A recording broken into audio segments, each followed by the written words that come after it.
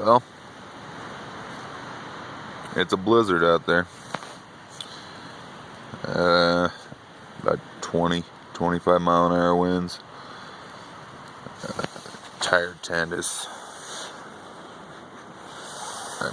it's just covered in snow.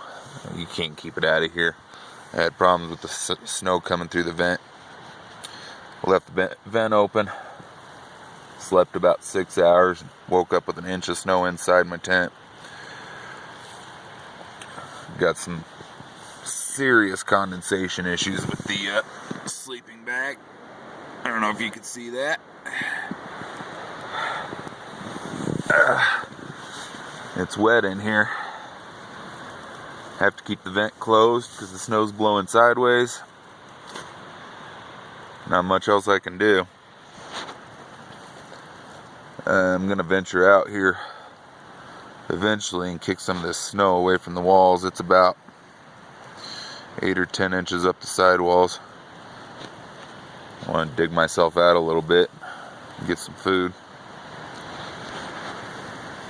It's interesting. Spring turkey. It's not supposed to be like this. But I'll take it over work any day.